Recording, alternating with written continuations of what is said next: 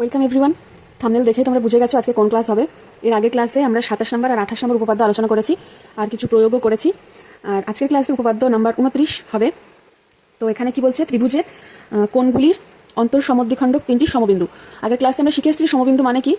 সমবিন্দু মানে একই বিন্দু, অর্থাৎ কয়েকটা সরলরেখা যদি একটা নির্দিষ্ট বিন্দুতে ছেদ করে তাহলে সেই ছেদ বিন্দুটাকে সমবিন্দু বলবো। অর্থাৎ সরলরেখাগুলো একটাই বিন্দু দিয়ে গেছে, এই সরলরেখাগুলোকে বলবো সমবিন্দু সরলরেখা, আর এই বিন্দুটাকে বলবো সমবিন্দু। তাহলে বলছে যে কোণগুলির অন্তর সমদ্বিখণ্ডক তিনটি সমবিন্দু, এটাকে প্রমাণ করতে হবে। তাহলে যেটা লেখা আছে সেটাকে বিস্তারিতভাবে ছবি এঁকে লিখে নিই। আর উপপাদ্যের যে স্টেপগুলো আছে এখানেও কিন্তু সেই সবই স্টেপ অনুযায়ী হবে। আগের ক্লাসে যেগুলো আমরা করে এসেছি এখনও বলছি। তাহলে প্রথমে ছবিটা আঁকি। একটা ত্রিভুজ, নাম দিলাম এ বি সি। এবার কোণের অন্তর সমদ্বিখণ্ডক, এই কোণ এর অন্তর সমদ্বিখণ্ডক, একে সমদ্বিখণ্ড করতে হবে। ধরলাম এটা, এটা আর এটা। এবার তিনটে রেখাকে একই বিন্দুতে মিলতে হবে, তিনটে রেখা।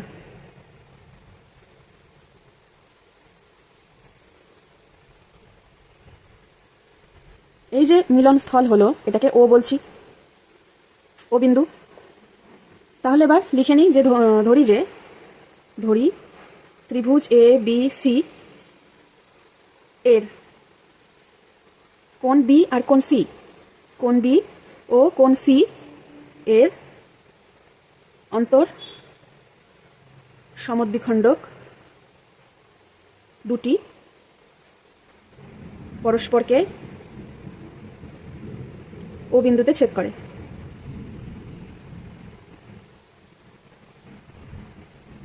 ঠিক আছে, এই কোণ আর এই কোণের অন্তর সমদ্বিখণ্ডক হচ্ছে বিও আর সিও, তারা পরস্পরকে ও বিন্দুতে ছেদ করছে। দেখো, দুটো সরলরেখা তারা যদি পরস্পর সমান্তরাল না হয়, মানে রেলের লাইনের মতো না হয়, তাহলে তারা কোথাও না কোথাও গিয়ে অবশ্যই ছেদ করবে। তাই ধরে নিচ্ছি যে এই রেখাটা এই রেখাটা এখানে ছেদ করছে। এবার এই এ আর ও যুক্ত করে আর একটা সরলরেখা আমরা পাচ্ছি। ঠিক আছে, এবার লিখলাম এ কমা ও যুক্ত করে দিলাম। তার মানে এখানে এই অন্তর সমদ্বিখণ্ডক, এই অন্তর সমদ্বিখণ্ডক আর এই রেখাটা, এটা তিনটে সমবিন্দু হয়ে গেল। এবার শুধু প্রমাণ করব যে এই রেখাটা যেটা আমরা এঁকেছি এটা এই কোণের অন্তর সমদ্বিখণ্ডক, অর্থাৎ এই কোণটা আর এই কোণটা সমান। এই রেখাটা এই কোণকে সমান দুই ভাগে ভাগ করেছে, এটা প্রমাণ করব, কারণ সমবিন্দু আমরা অলরেডি এঁকে ফেলেছি। তাহলে এবার এটুকু ধরির আন্ডারে চলে গেছে। ধরির পরে যে স্ট্যান্ডাটা তোমাদের করতে হয় সেটা হয় প্রমাণ করতে হবে যে, বা প্রমাণ করব যে প্রত্যেকটা উপপাদ্যের একই নিয়ম। ঠিক আছে, প্রথমে ধরি লিখবে, তারপর প্রমাণ করব যে লিখবে। কি প্রমাণ করব? কোণ এ, কোণ বি, কোণ সি এর অন্তর সমদ্বিখণ্ডক তিনটি সমবিন্দু, অন্তর সমদ্বিখণ্ডক ত্রয় সমবিন্দু, এটা প্রমাণ করব। অর্থাৎ এই এ ও বাহুটা এ কোণকে সমান দুই ভাগে ভাগ করেছে, এটা প্রমাণ করলেই হয়ে যাবে। অর্থাৎ এ ও বাহু কোণ এ কে সমান দুই ভাগে ভাগ করেছে। ঠিক আছে, এও কোণকে সমান দুই ভাগে ভাগ করেছে, প্রমাণ করতে হবে। এই প্রমাণ করবো যে পরে কি আসে অঙ্কন। মানে প্রমাণটা করার জন্য কিছু এক্সট্রা আমাদের কিছু জিনিস এঁকে নিতে হবে, সেটা। এবার অঙ্কনটা কি করব? এই ও বিন্দু থেকে A B, BC R C এ বাহুর উপরে একটা করে লম্ব টানবো, তিনটে লম্ব টানবো। ঠিক আছে, এই বিন্দু থেকে এখানে লম্ব, এখানে লম্ব আর এখানে লম্ব। নাম দিলাম কি পি, এখানে নাম দিলাম কিউ, এখানে নাম দিলাম আর, এই বিন্দুগুলোর। ঠিক আছে, তাহলে কি লিখবো? ও বিন্দু থেকে যথাক্রমে A B, BC O C এ বাহুর উপর ওপি, ও কিউ, ও আর লম্ব টানলাম। হয়ে গেল অঙ্কন হয়ে গেল। এবার অঙ্কনের পরে আসছে আসল প্রমাণ। এবার তোমার প্রমাণ পরীক্ষার খাতায় গিয়ে দেখলে যে প্রশ্ন এসেছে প্রমাণ করো ত্রিভুজের কোণগুলির অন্তর সমদ্বিখণ্ডক তিনটি সমবিন্দু। তুমি প্রমাণ করে গেছো, বাড়ি থেকে ভালো করে প্র্যাকটিস করে গেছো। এবার গিয়ে সব লিখলে, প্রথম থেকে এত দূর এসে অঙ্কন পর্যন্ত লেখা হয়ে গেল। প্রমাণও করতে শুরু করলে, পরে মাঝখানে কোথাও গিয়ে আর মনে পড়ছে না কি যেন হবে, এখানে কি যেন হবে, সেটা যাতে না হয় তার জন্য খুব ভালো করে প্র্যাকটিস করতে হবে। আর বাই চান্স যদি তোমার প্রমাণে কোনো ভুল হয়ে যায়, তাহলেও যদি তুমি এই স্টেপগুলো ভালো করে লিখে আসো, তাহলে এর জন্য তুমি নাম্বার পাবে। সেজন্যই আমি আলাদা করে বুঝিয়ে দিলাম যে কোনটার পরে কোনটা স্টেপ লিখতে হয়। এবার প্রমাণে আসছি। প্রমাণ করব। দেখো উপরের ছবিটা এখানে আরেকবার এঁকে নিয়েছি, তোমাদের দুবার আঁকার কোনো প্রয়োজন নেই। এখানে আমি একবার আমার সুবিধার জন্য, বোঝাতে তাহলে সুবিধা হবে, তার জন্য এঁকে নিলাম। এবার দেখো এখানে ত্রিভুজ B O Q R B O P, মানে এই ত্রিভুজটা আর এই ত্রিভুজটা, এই ত্রিভুজ দুটো নিচ্ছি, ত্রিভুজ বি ও পি ও ত্রিভুজ বি ও কিউ। এর দেখো বি ও সাধারণ বাহু, এই বাহুটা এরও বাহু এরও বাহু, তাহলে লিখছি কি বি ও সাধারণ বাহু। আর কি পাচ্ছি, যেহেতু O Q R O P এই বাহুগুলোর উপর লম্ব, তার জন্য কি এই কোণটা হবে সমকোণ, তার মানে দুটোই সমান, অর্থাৎ কোণ ও কিউ বি সমান কোণ ও পি বি। পাশে লিখব কি, দুটি সমকোণ,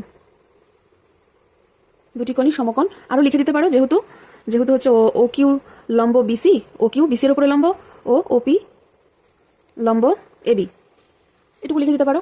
আর একটা কি পাওয়া যাচ্ছে, আর একটা যেটা পাওয়া যাচ্ছে সেটা হচ্ছে ও বি, এই রেখাটা তো এই কোণটাকে দুই ভাগে ভাগ করেছে, তার মানে এই দুটো কোণের মান সমান, অর্থাৎ এই ত্রিভুজের এই কোণটা আর এই ত্রিভুজের এই কোণটা সমান, তার মানে কোণ ও বি কিউ সমান কোণ ও বি পি। কেন, যেহেতু ও বি কোণ বি এর অন্তঃসমদ্বিখণ্ডক।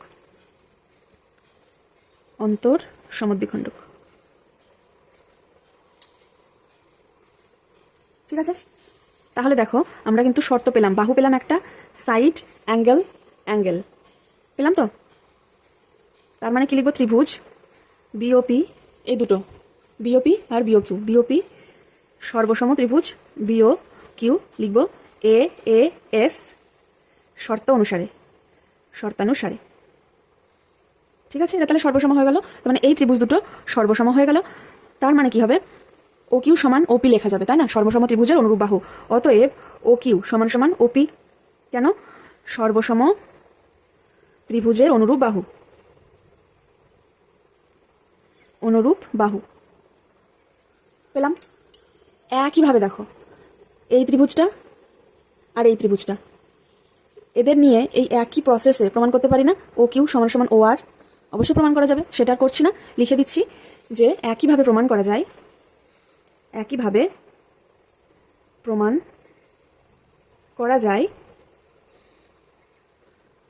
ও কিউ সমান ও আর। কেন, যেহেতু ত্রিভুজ ও কিউ সি আর ও আর সি সর্বসম, ত্রিভুজ ও কিউ সি সর্বসম ত্রিভুজ ও আর সি। ঠিক আছে, তাই পেলাম কি, অতএব ও কিউ সমান সমান ও আর পেলাম।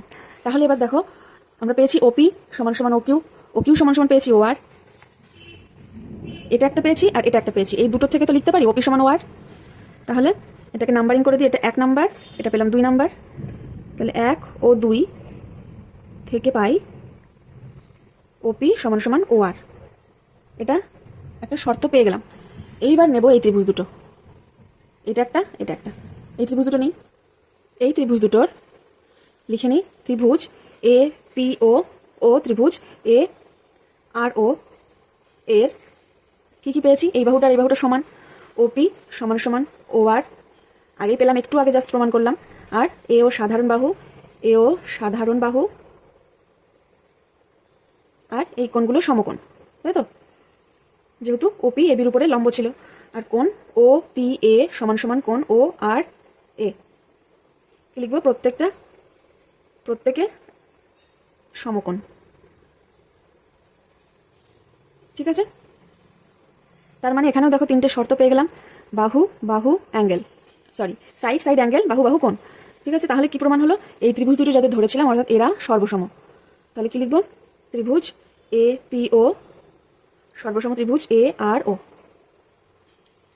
কোন শর্ত অনুসারে, আর এইচ এস শর্ত অনুসারে। তাহলে এটা আবার একটা নতুন জিনিস আগমন ঘটলো, তাই না, এখানে তো দেখালাম যে এস এ মানে দুটো বাহু একটা কোণ, এখানে আবার আর এইচ এস, তার মানে কি, আর হচ্ছে রাইট অ্যাঙ্গেল মানে হচ্ছে সমকোণ, রাইট অ্যাঙ্গেল। এইচ হচ্ছে হাইপোটেনিয়াস, HYPOTENUAC, আর এটা হচ্ছে সাইড, সাইড মানে বাহু। তাহলে দেখো এই যে ত্রিভুজ দুটো পেয়েছিলাম এটা কিন্তু সমকোণী ত্রিভুজ, এই কোণ সমকোণ ছিল, সমকোণী ত্রিভুজ। কোণটা পেয়েছিলাম সমান কোণ যেটা ছিল এই অ্যাঙ্গেল, এটা হচ্ছে সমকোণটা। আর যে সাধারণ বাহু সমকোণের বিপরীত বাহু এটা কি ছিল অতিভুজ হাইপোটেনিয়াস। আর আরেকটা বাহু কোণটা পেলাম সমান পেলাম যেটা এই বাহুটা আর এই বাহুটা, এটা একটা সাধারণ বাহু। তাহলে রাইট অ্যাঙ্গেল হাইপোটেনিয়াস সাইড, এই শর্ত অনুসারে এই ত্রিভুজ দুটো প্রমাণ হলো সর্বসম। এবার লিখতেই পারি কোণ PAO আর RAO, কোণ PAO সমান কোণ RAO। কেন? সর্বসম ত্রিভুজের অনুরূপ কোণ। সর্বসম ত্রিভুজের অনুরূপ কোণ। তার মানে কি প্রমাণ হলো? AO কোণ A এর সমদ্বিখণ্ডক, অতএব AO বাহু কোণ A এর অন্তঃসমদ্বিখণ্ডক।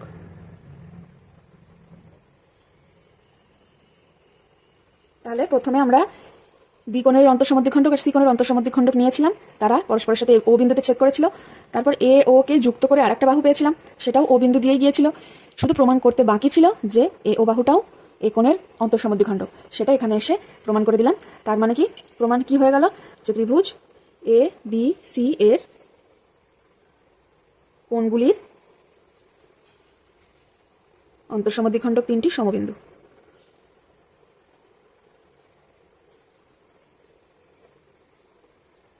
হলো, এটা তো প্রমাণ হয়ে গেল, প্রমাণিত। এবার দেখো ত্রিভুজটাকে আরো একবার আঁকছি। এই ছিল ABC ত্রিভুজ, এর তিনটে কোণের অন্তঃসমদ্বিখণ্ডক এঁকে নেই।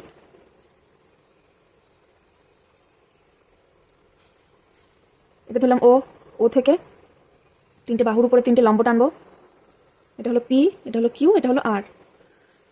এই ছবিটা এর আগে ছিল, সেই ছবিটা আবার আঁকলাম। তাহলে এই ছবি থেকে আমরা কি কি জিনিস পেয়েছি?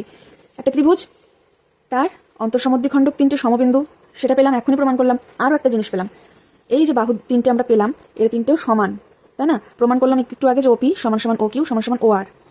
তার মানে এই O কে কেন্দ্র করে যদি OP কে ব্যাসার্ধ হিসেবে ধরে একটা বৃত্ত ভিতরে, ত্রিভুজের ভিতরে একটা বৃত্ত আঁকা যেতে পারে, যেহেতু এই তিনটে দৈর্ঘ্য সমান, ব্যাসার্ধ হয়ে যাবে এটা।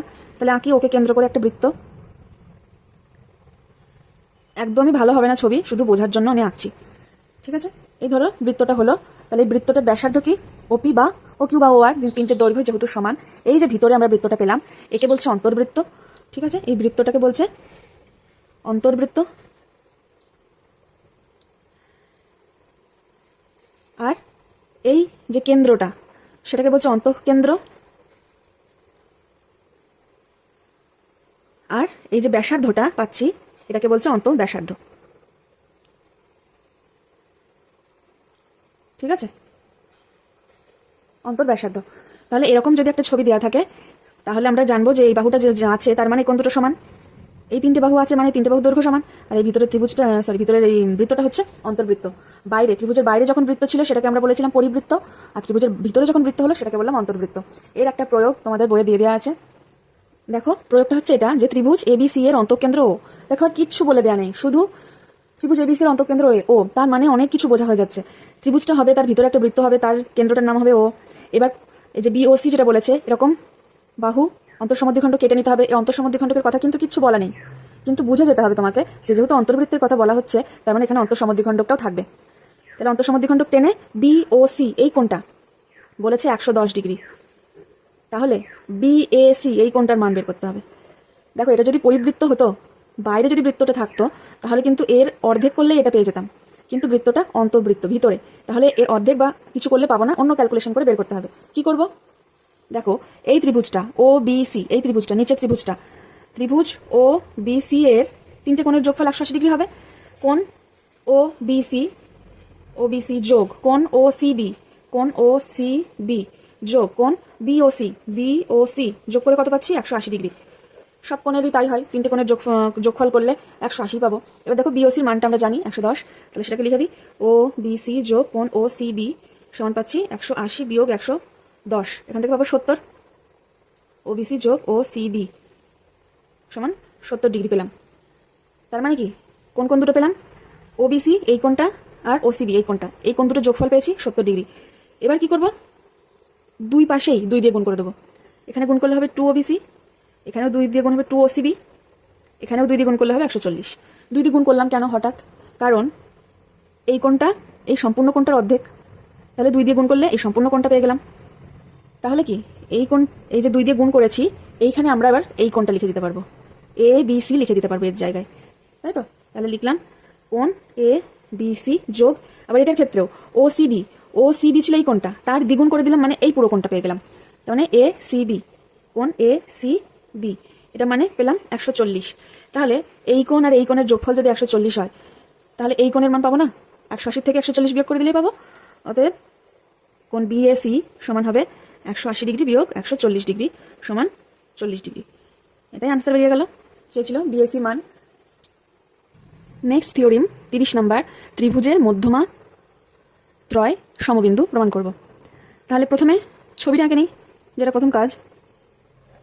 একটা ত্রিভুজ ABC, মধ্যমা আঁকবো। মধ্যমা মানে কি? মধ্যমা আর কিছুই না, ত্রিভুজের একটা শীর্ষবিন্দু ধরলাম এটা, এই শীর্ষবিন্দু আর এর বিপরীত বাহু, শীর্ষবিন্দুর বিপরীত বাহু এটা, এই বাহুর মধ্যবিন্দুর সংযোগকারী সরলরেখাই এই ত্রিভুজের মধ্যমা। এই বিন্দু শীর্ষবিন্দু, তার বিপরীত বাহু এটার মধ্যবিন্দু হচ্ছে এটা, তাহলে এই দুটো বিন্দুর সংযোজক সরলরেখা, এই বাহুটাই হচ্ছে এই ত্রিভুজের মধ্যমা, নাম দিলাম BE। তাহলে একটা ত্রিভুজের যেহেতু 3টে শীর্ষবিন্দু থাকে, তার মানে 3টে মধ্যমা হবে। তাহলে এই C বিন্দু থেকে তার বিপরীত বাহু মধ্যবিন্দু এটা, নাম দিলাম F, এদের সংযোজক সরলরেখা হচ্ছে আর একটা মধ্যমা।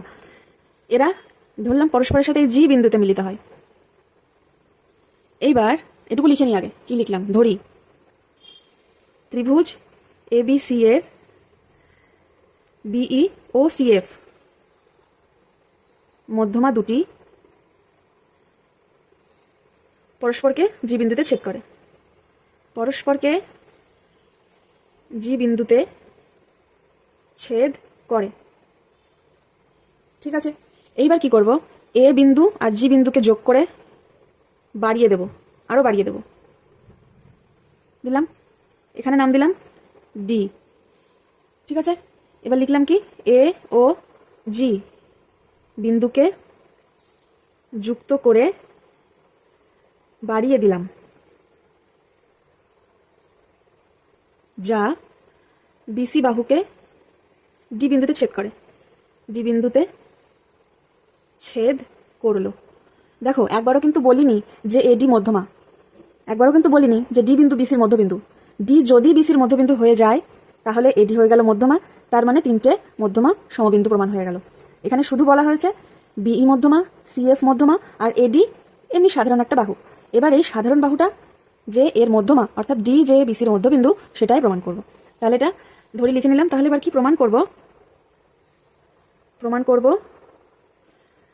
D বিন্দু BC এর মধ্যবিন্দু, D বিন্দু BC বাহুর মধ্যবিন্দু, অর্থাৎ AD ত্রিভুজ ABC এর একটি মধ্যমা।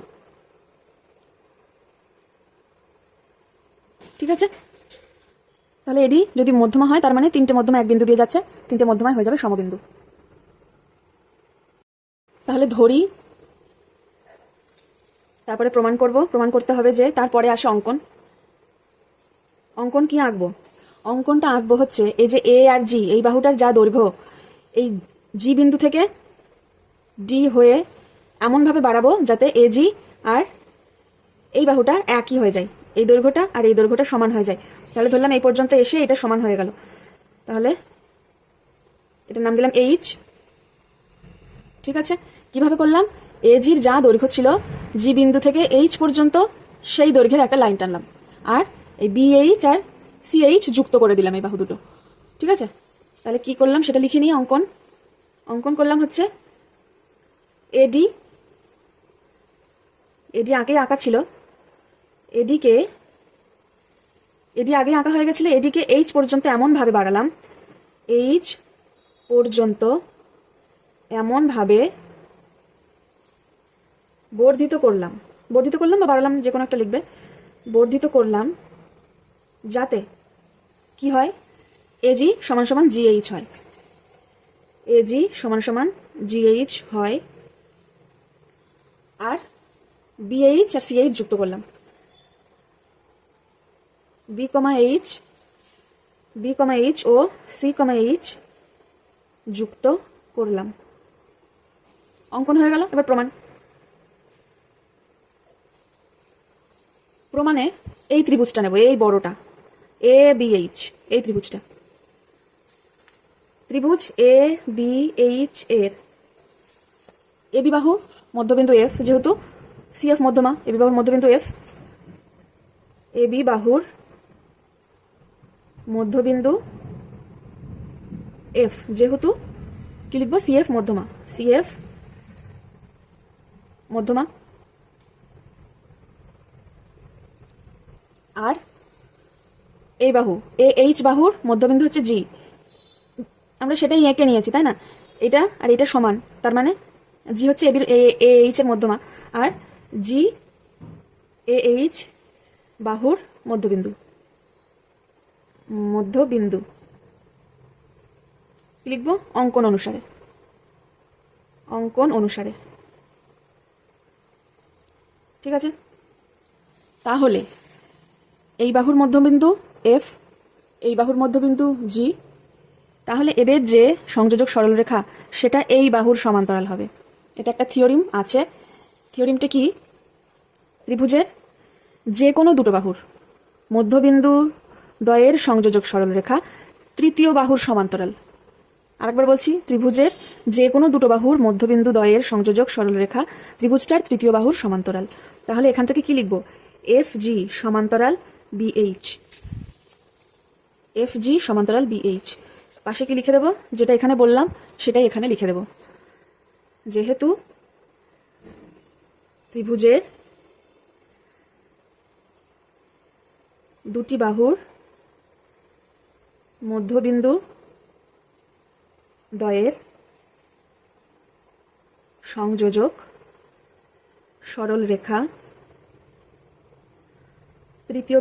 তৃতীয় বাহুর সমান্তরাল,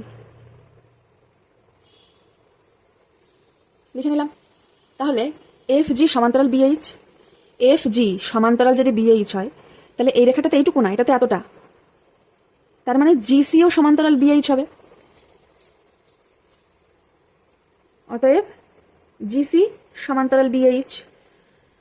এইবার এই একইভাবে যদি আমরা এই ত্রিভুজ নিই, এইচ সি ত্রিভুজ, এই ত্রিভুজ যদি নিই তাহলে কি প্রমাণ করতে পারবো, ত্রিভুজটা নেই,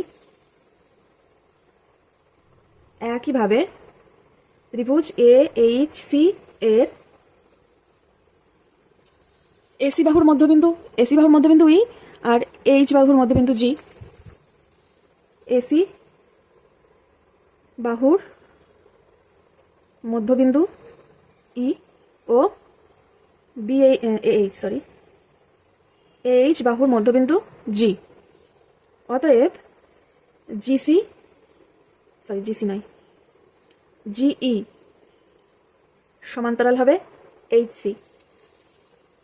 এই বিন্দু আর এই বিন্দু সংযোজক সরলরেখা এই বাহুর সমান্তরাল, অর্থাৎ জিই সমান্তরাল এইচসি।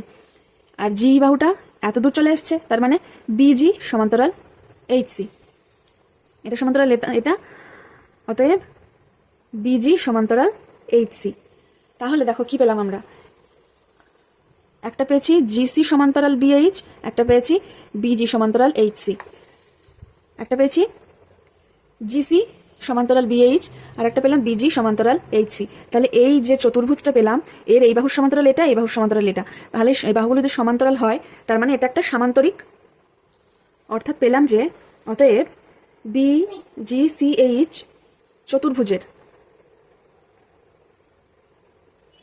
চতুর্ভুজের জিসি সমান্তরাল বিএইচ ও বিজি সমান্তরাল এইচসি, অতএব বি জি সি এইচ একটি সামান্তরিক। ঠিক আছে, এটা একটা সামান্তরিক, তার মানে এর কর্ণ দ্বয় পরস্পরকে সমদ্বিখণ্ডিত করে, পরস্পরকে সমদ্বিখণ্ডিত করে। সামান্তরিক মানেই তাদের কর্ণদ্বয় পরস্পরকে সমান্তরিখণ্ডিত করবে। এই যদি একটা সামান্তরিক হয় তাহলে এই একটা কর্ণ, এই একটা কর্ণ, এরা পরস্পরকে সমদ্বিখণ্ডিত করছে।